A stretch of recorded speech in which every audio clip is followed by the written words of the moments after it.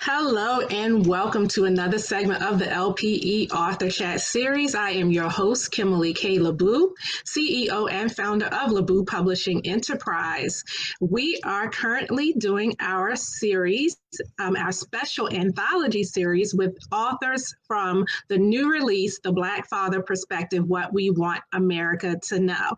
And our special guest on tonight is Kenneth Gilmer, and he wrote the chapter, Daddy's Girls. So welcome to the broadcast, Kenny.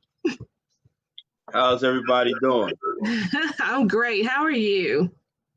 I'm doing wonderful. Good. So we're just going to jump right into this. And so I want to ask you, what has your experience been like so far in being a part of this project? Wow. I can tell you what it has done for me personally. Yeah. It has actually opened me up to, jump into some other things with no fear, no apprehensions. I mean, just this one project has like unlocked endless possibilities inside of me that I've had bottled up. So I'm ecstatic about this. Yeah. I know I've been trying to get you to write for years. I know. And so I was just so excited when you say yes to this project and agree to share your experience, especially as it relates to fatherhood. So thank you so much for your yes. Thank you for being a part of this. And I'm so happy to know that it's opening up other areas and other doors in your life, because it's just going to be exciting from here on out. I'm with it. I'm waiting for it. Yeah. So let's talk about some things in your chapter. So you opened up your chapter and you said, I'm the proud father of 4 beautiful women. We all know that raising girls to become respectful women is no easy task. So talk to us about some of the challenges that you've had in raising your daughters and what that journey has been like for you. Wow. As people who buy the book and read it, they'll know that I had an opportunity to raise 2 of them from the 4. But the 2 that I had my hands on in raising, it's been one. I can't say trying, but it's been one experience that I wouldn't trade it again.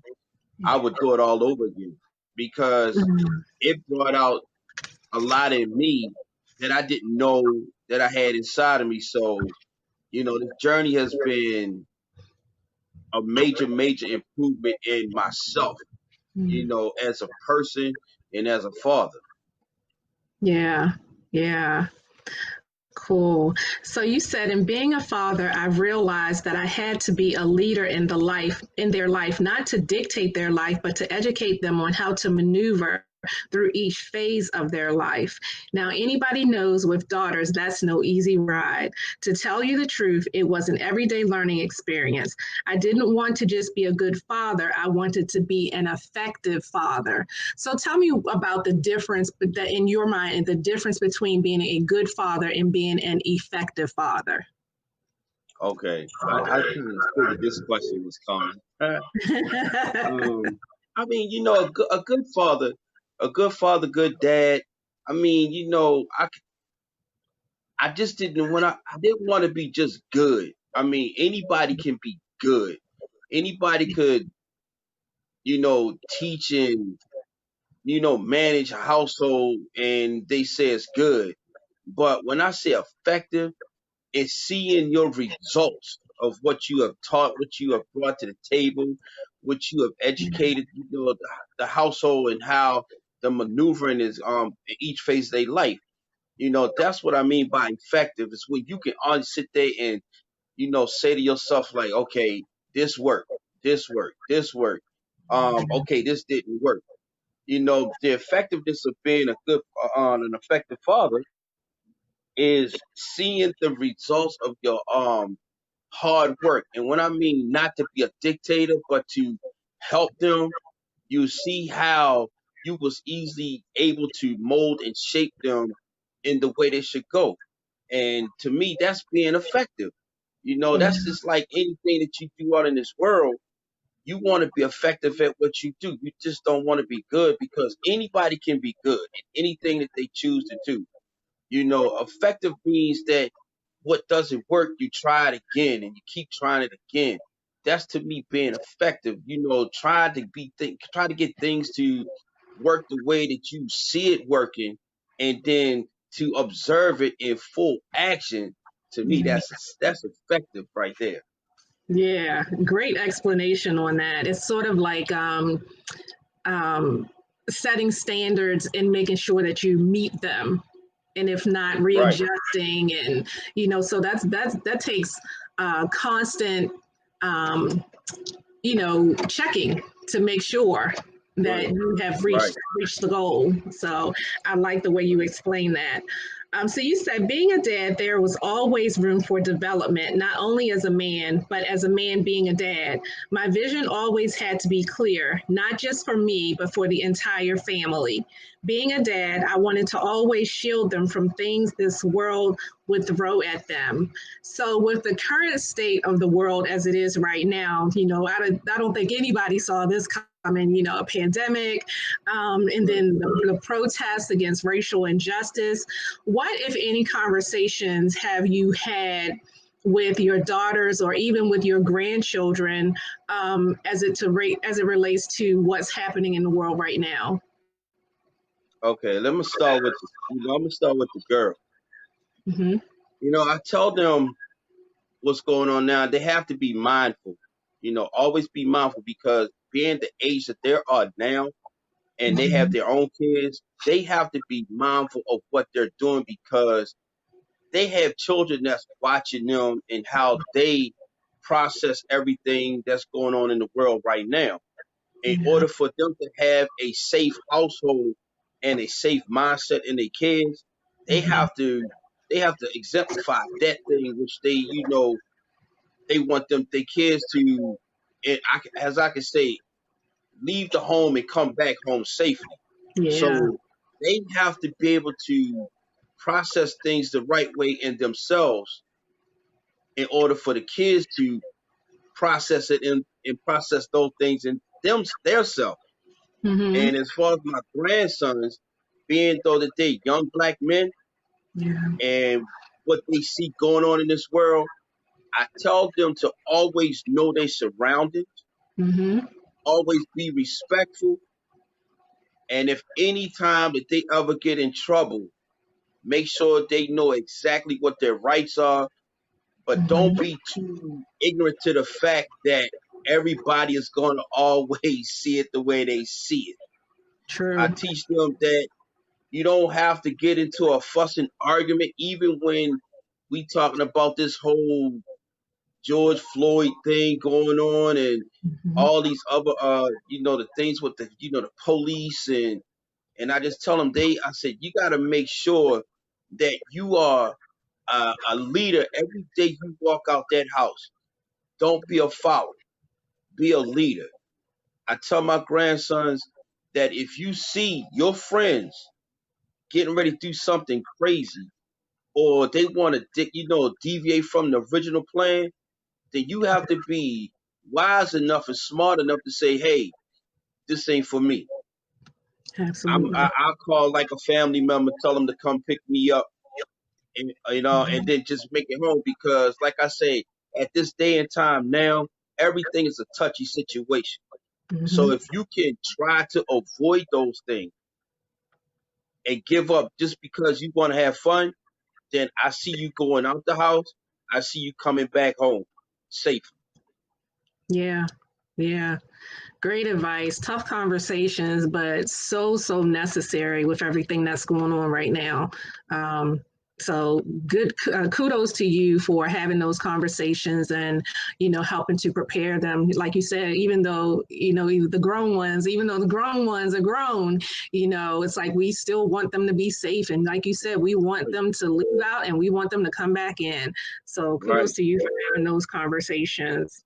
Um, let's see, you wrote, one of the biggest lessons that was taught not only to my girls, but to me as well, was to own up to it and to make it right.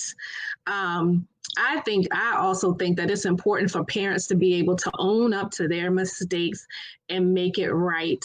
But, a lot of parents find it hard to do that. So, what has being able to do that with your own children taught you? Oh wow, that's good. Mhm. Um, I I know it was one incident that I think it was with Brianna, Mhm. and I handled a situation with her wrong.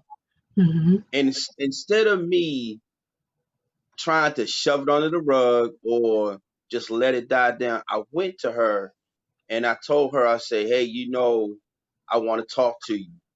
And even though she was still kind of upset and kind of hurt by the whole situation, I actually sat her down. I said, I have to come back and apologize to you. I didn't handle that right. I should have did this versus the way I did it.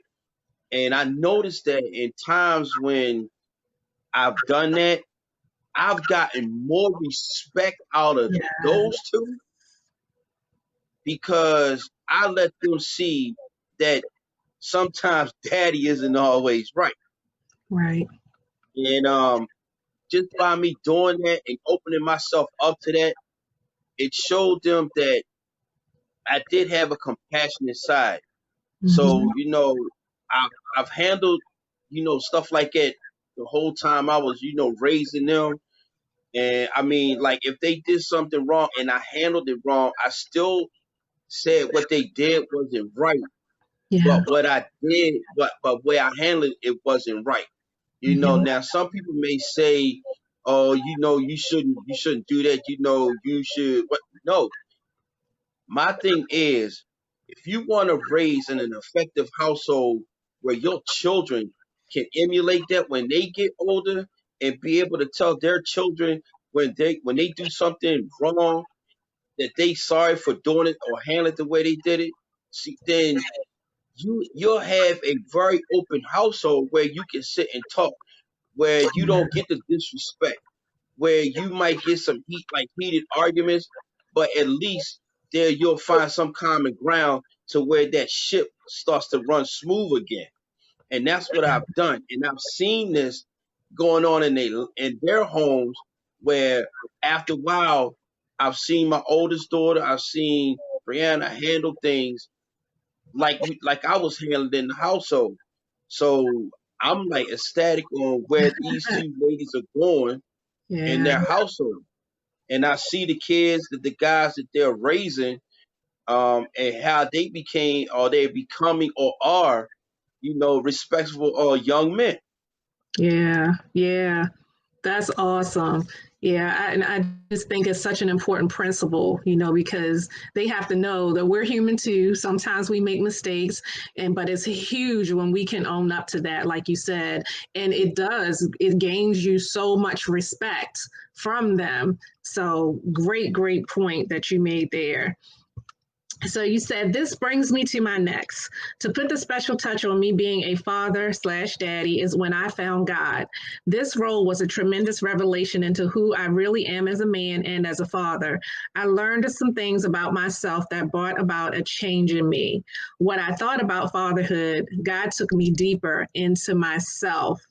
So, what um, what's the question? Let's see. I want you to talk about what that experience was like for you and what you learned from it.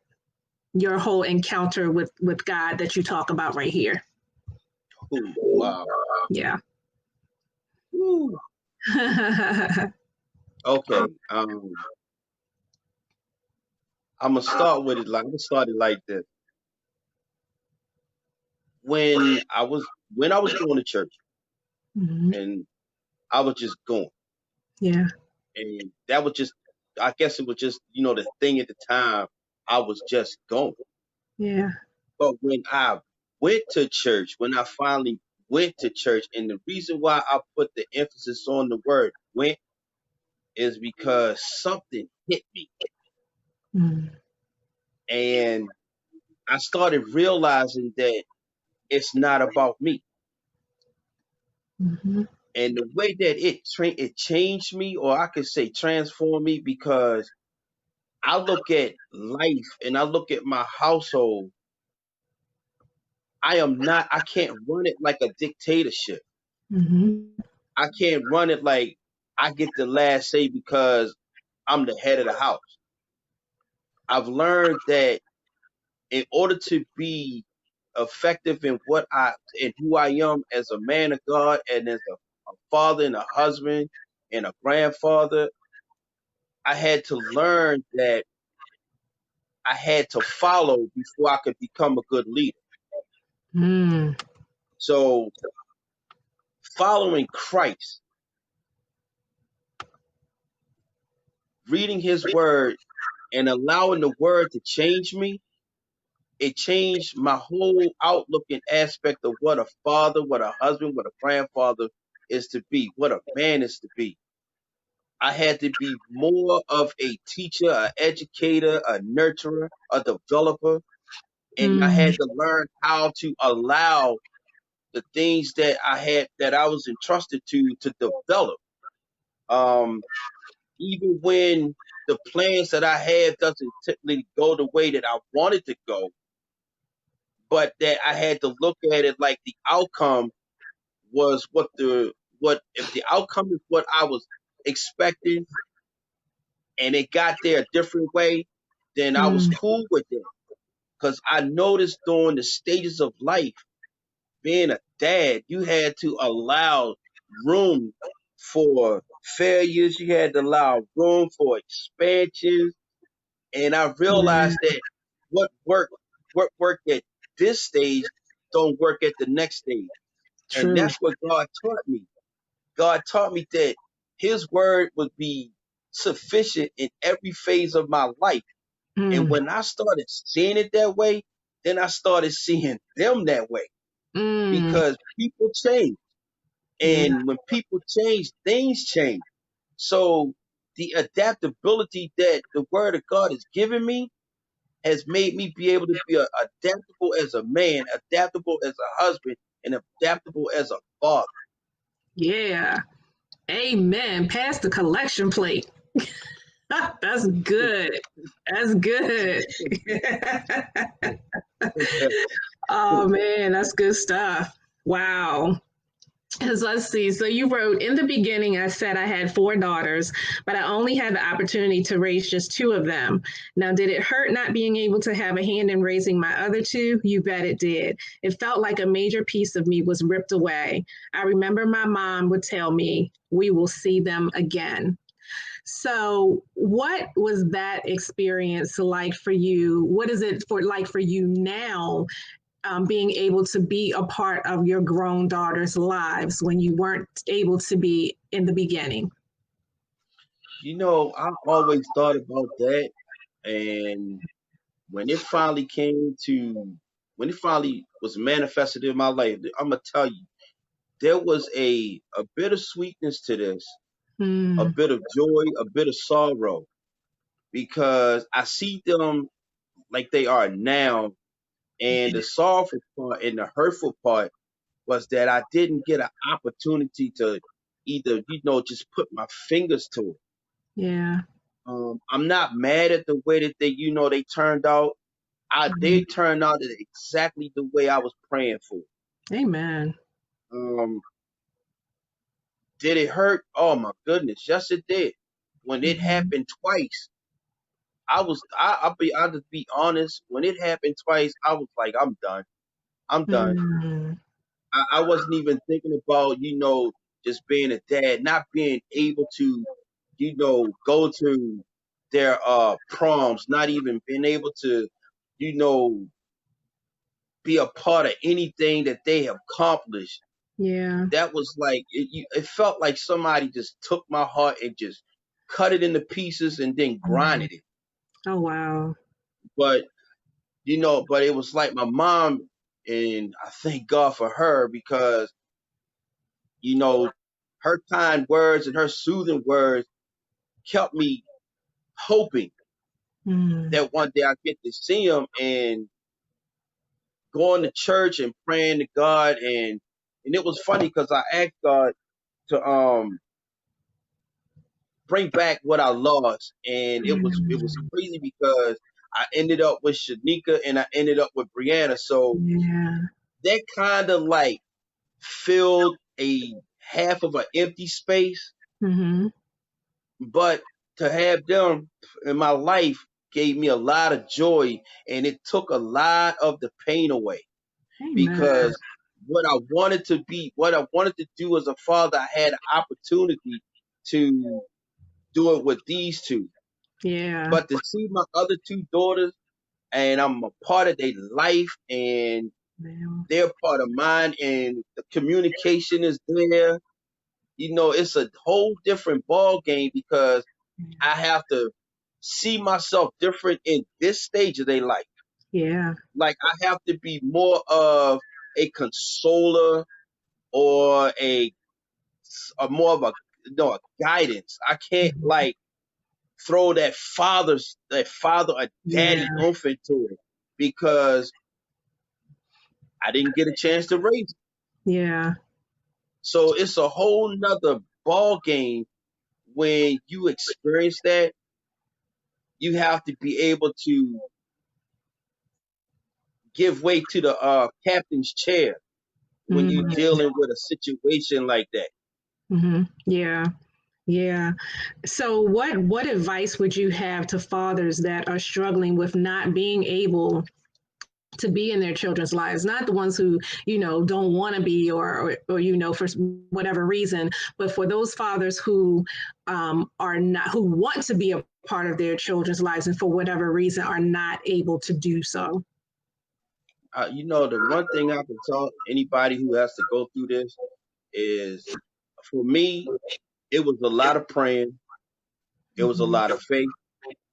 But I Mm-hmm. can tell you, if I don't say anything else, the one thing that I would tell anybody that you would have to accept is when you finally get to meet the child or the children,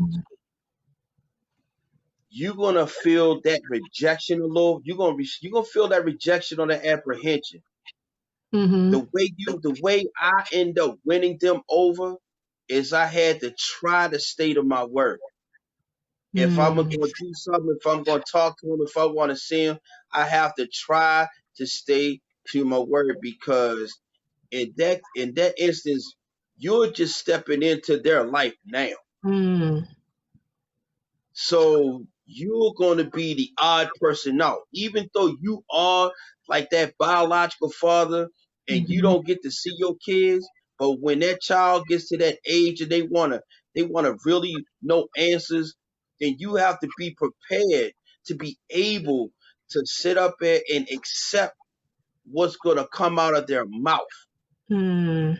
Yeah. Even if you gotta play the devil's advocate and say, I don't want to, rehash the past between, you know, the other parent, but you want to try to console that heart because that heart is damaged to a point, Mm-hmm. and they're gonna want to know what happened. They're gonna want to ask questions like, "How come?" Because I know one of my daughters asked me, and I told her, I say, well, look, I'm gonna answer your questions the best way I can, but in no point I don't want to seem like I'm gonna bash your mother because Right. that's not what I'm here for.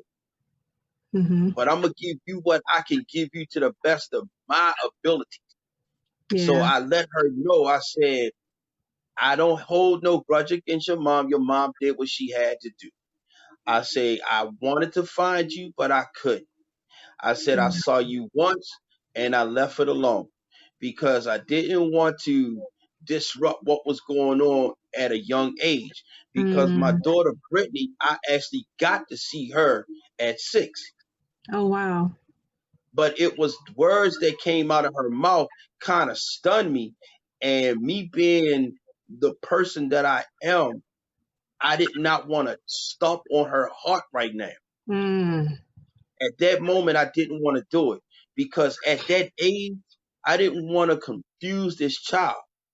I said I would wait until she get a little older. And then when Mm-hmm. she want to start seeking questions, and I mean start asking questions, seeking answers, I say at that time when she was, I say 18 or 19, is when me and her reconnect. Mm. The time when I got a chance to talk to Sasha Mm-hmm. was my brother found her on Poochie found her on MySpace. Oh, wow. Now here's how the connection work, and this is what I have to tell somebody who got to go through this. Sometimes you have to let somebody be the go-between. Mm. So Brianna was my go-between. Nice. So Brianna was like the advocate between me and Sasha. Mm-hmm. So when me and her connected, I didn't come in with a whole lot of daddy stuff. I Yeah. just came in just to be this person that was trying to build that bridge between me and her. Amen. And So it right worked. now, that's what I'm experiencing with Sasha and Britt. Wow. And What a I can tell blessing, you, though. and one of the beautiful things about me and Sasha, it was a rocky start. I mean, rocky start. Mm-hmm. But the one thing that I got out of her that I would never thought that I would get out of her, she actually acknowledged me as her dad Amen. and Wow. actually told me that she loved me. And even I had to show Bree because Bree said, "Did I just hear that?" And I was like, "She actually acknowledged." So I'm telling you, it can happen, Mm-hmm. but it's gonna take a lot of faith and a lot of prayer and just being Yeah. patient. Yeah. Wow. What a journey. What a journey it's been, but with a great outcome. So thank you so much for sharing that. So we are just about out of time. So I want to ask you, the title of the book is The Black Father Perspective: What We Want America to Know. So what is it that you want America to know as it pertains to you being a Black father in America? What I would like everybody to know about being a black father is there are some committed dads out here, Mm-hmm. and don't stereotype us. Yeah. That is the worst thing. I would rather people go a case by case basis, Mm. and I would love for society to start following what you have done, Kim. I want society to follow what you have started. Start showcasing these dads out here are actually making a difference. We, Yeah. you, society has gotten us like we are lost breed, Mm. and it's not true. There are some Mhm. warrior dads out here who are making great strides and turning out wonderful kids in society. And I Mhm. think that we need to be showcased. We can't have Yeah. society just looking at what they see when they see, black guys on the television being locked up or, Yeah. we not all drug dealers. Mhm. We're True. not that. We are some great men out here who actually love God, who actually Yeah. want to see their kids, make it in this world. Mhm. Yeah. Wow. Powerful. So, lastly, just tell people how they can get the book from you. If they want an autographed copy of the book from you, tell people how they can do that. Okay, right now, you can find me on Facebook. Mhm. You can cash at me at $ Kenneth Gilmer, Yep. and just drop your address in my inbox, Mhm. and I will mail it out with a signed copy. Or you can go to Amazon and you can get the book from there, or it's on ebook. Either Yeah. way, just get the book. You will be blessed by it.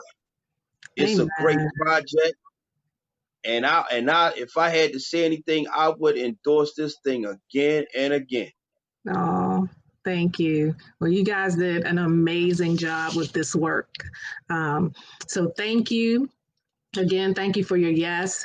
thank you for being my guest on this evening. And You're to our viewing audience, thank you for tuning in for another segment of the LPE Author Chat series. And remember, if you are thinking about writing your book, head on over to www.laboopublishing.com. Thank you guys for hanging out. Talk to you later. Stay blessed. Bye, Kenny. Bye-bye.